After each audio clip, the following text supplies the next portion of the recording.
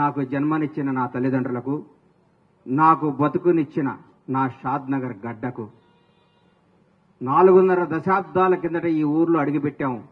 మామూలు కుటుంబంగా అడుగుపెట్టిన మాకు ఈ స్థాయి, ఈ స్టేటస్, ఈ అంతస్తు ఇచ్చిన ఈ షాద్ నగర్ గడ్డ ఈ ప్రపంచంలో నాకు ఎంత ఇష్టమైన గడ్డ.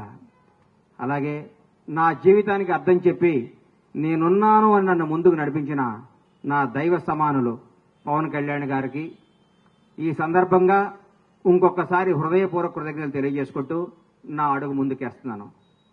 ఇది విచిత్రమో దైవ నిర్ణయమో నాకు తెలియదు. నేను హైదరాబాద్ మెగాస్టార్ చిరంజీవి గారిని చూద్దామని పోయా. ఫస్ట్ ఆయన హీరోగా నటించిన సినిమా నా థియేటర్లో ఆడుతుంది. ఈరోజు ఇక్కడ సంకల్ప యాత్ర మొదలు పెడుతున్నా. ఎందుకంటే నాకు అదృష్టం ఏముంది, ఇది సంకల్పం.